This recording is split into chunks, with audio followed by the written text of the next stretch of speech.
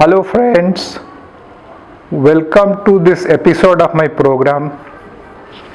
As usual, today also I am going to take you through one of my favorite authors. I have chosen Narayan Ganguly for tonight's talk.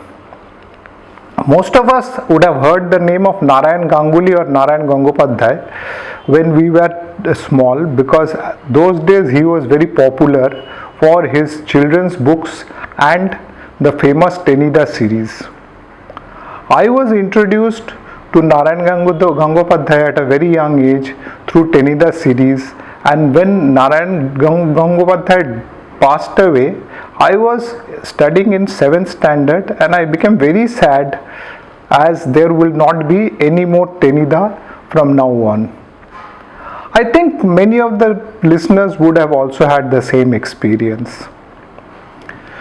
It is only many years later when I laid my hands on a novel called Swarnoshita and saw the name of the author and saw it was Narayan Gangopadhyay, I became aware that Narayan Gangopadhyay also wrote novels for adults. Having read Swarnoshita, I became interested in Narayan Gangopadhyay's writings and subsequently have read quite a few of his works, and he is one of my favorite authors. Now let us see who is Narayan Gangopadhyay, what did he write, and did he do anything else other than writing? Narayan Gangopadhyay was born in 1918 and his name was Taraknath Gangopadhyay. He spent his childhood in Eastern Bengal in medium-sized cities, and the places where he had lived include Dinajpur, Faridpur, etc. This was because Narayan's father was a police officer and faced frequent transfers. Having lived in medium-sized towns in those days, Narayan's later works has an impression, and there are vivid descriptions of medium-sized cities in many of his writings. Narayan's father had a very large collection of books, and young Narayan's appetite for reading was met from his father's collection or library. Being a police officer's son did not deter young Narayan from hobnobbing with the armed revolutionaries who were active in those days. In fact, being involved in revolution has also affected his studies, and he lost a year because for a year he was interned as a political suspect. He ultimately completed his BA from Borishal and then moved to Calcutta to study his masters. He passed MA from Calcutta University in 1941 in Bengali, and he was awarded the prestigious Brahmobhai medal because his results were very good. After completing MA, Narayan Gangopadhyay took up the profession of college professor, and for 3 years he taught in Jalpaiguri and then again came to Kolkata and taught for 10 years in City College, which is a famous old college in Kolkata. In 1956, he moved to Kolkata University and remained there till the very end. As a professor, Narayan Gangopadhyay was very popular, and there were many future famous personalities who were his students. They include the great film personality of Bengal, Soumitra Chatterjee, who studied under him in City College. Narayan's popularity was so good that it is told that hardly any student ever bunked his classes. Now let us see what sort of writing came from Narayan's pen. Although Narayan started writing poetry from a very young age, he started writing short stories and novels from 1940s onward. In fact, his famous Tenida was also first written in 1941. Though Narayan's writings are much lesser than many of the earlier authors I have spoken to you in my previous episodes, there is a substantial range and substantial number of writings which have come from Narayan Gangopadhyay's pen. There is wide range and variety in his writings. It ranges from historical, goes into social, and then there is romance in his writings too. Like many writers of his generation, freedom movement, independence of India, partition of Bengal, and the later on refugee influx had also played a role in Narayan's writings. The influence of Sigmund Freud is minimal in Narayan's writings, and you will find human sexuality use has been pretty restricted. When we talk about Narayan Gangopadhyay's novels, the discussion is not complete until and unless we speak something about Upanibesh. This is his most important novel, and it was written between 1944 and 1947, and it was written in 3 parts. This is the story of Lower Bengal, a place where the great Bengal rivers meet the Bay of Bengal in the Sundarban Delta. Here land is more or less, if you see, the land is much lesser than the water, and there are a variety of characters in this novel. There are descendants of Portuguese Harmads who ravaged this land in the 16th and 17th century. There are Burmese who have moved in from Burma and made this their home. There are local people who are very comfortable in these areas, and amongst their midst there is a lone person from West Bengal who has gone there for a job. He is never very comfortable in the water bodies of southern Bengal, southern Lower Bengal. As Narayan takes us through the novel, we find spellbound by his easy use of colloquial language and his description of nature. This is a part of Bengal, and he takes us to a world. This is a part of Bengal where we can never go back now. Now we move on to the short stories written by Narayan Ganguly. Here also we find a range similar to his novels. There are many stories, and for going a little bit deeply, I have selected a story called Tope or the Bait for today. This is a long short story, and it is comprising about 20 pages. In fact, you may call it a mini novel.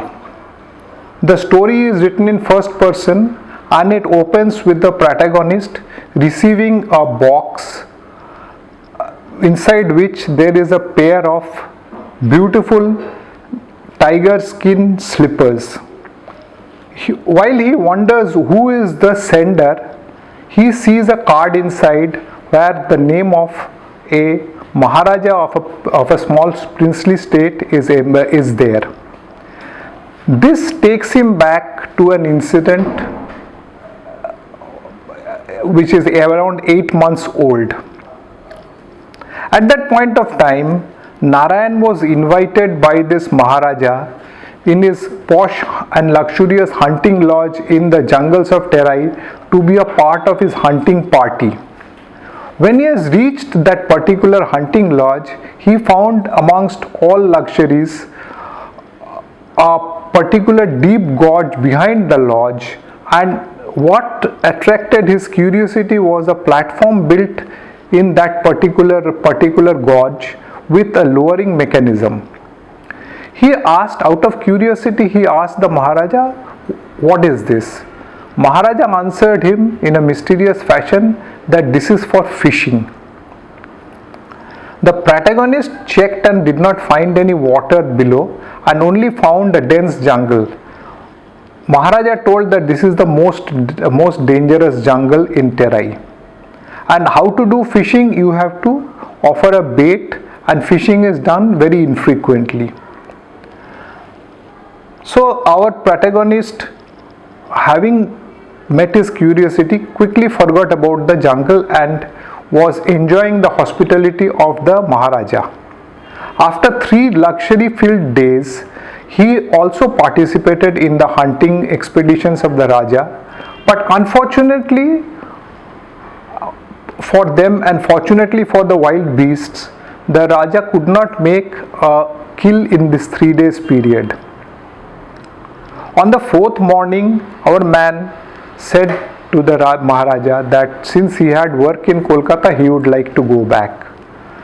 Maharaja, in all probabilities, was not very happy that he could not show his hunting talents to the protagonist, requested him to stay for one more night and that he will be shown the fishing. So our protagonist also obliged the Maharaja and thought that he is going to stay for one night. But the Maharaja also told him that whatever happens after you see the fishing, you should not divulge what has happened and how the fishing has happened. So that day he finds a few small children playing inside the plush hunting lodge, and out of curiosity he asks whose children are they. One of the servants tells him that these are the caretaker's children and their father has gone away for 2-3 days on some errand of the Maharaja. So he also forgets about the children and then enjoys the day, and in the evening the Maharaja requests him that you now go to bed and you will be woken up at the appropriate time for observing the fishing. With a little bit of suspense he goes, but somehow he could not sleep, and pretty late at night he was summoned into the platform which was overlooking the deep gorge. The Maharaja hands him a binocular, and through the binocular he sees that there is a white bundle being lowered by the lowering mechanism into the gorge. He observes and finds the white bundle has almost reached the end of its tether, and it is almost reached the ground, and when there is a big roar of a tiger. The white bundle has attracted a tiger, and the Maharaja is able to kill the tiger on the spot from the platform. While the tiger got killed, our man finds that the bundle is moving slightly, and only at that point of time he realizes that the Maharaja has used one of the children as a bait to attract the tiger. So next day he is sent back with the oath that you should not divulge what you have seen. But he was mentally upset for a few days, and now after a gap of 8 months, the Maharaja has sent him the slippers with the tiger skin, and when he sees them, he recalls the incident and shudders. The story ends here, and it is for the readers to imagine the mental frame of the protagonist. In the later part of his life, Narayan Gangopadhyay started writing a weekly feature in the popular Bengali magazine called Desh. This weekly feature is known as Shunando Journal, and he wrote under the pen name Shunando. Perhaps Narayan had a premonition of his death, because in the last journal he wrote the following lines, quoting from Narayan. If in the next issue you do not find the page of the journal, then please understand that another common Bengali man has met his end. Unquote. The end came at the early age of 52.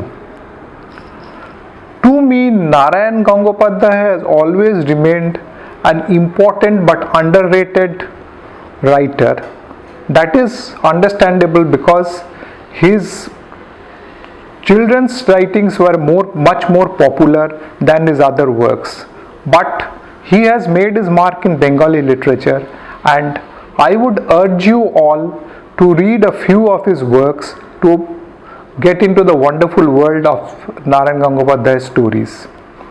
Before I conclude, I would like to tell that this particular episode was suggested by one of my elders and is dedicated to that person, and I hope you all enjoy this. And in case if you are very comfortable reading books, PDF format of books in laptop or Kindle, there is a particular site where you can download all Narayan's 6 volumes of his collective works. This particular website is called boyerboi.blogspot.com.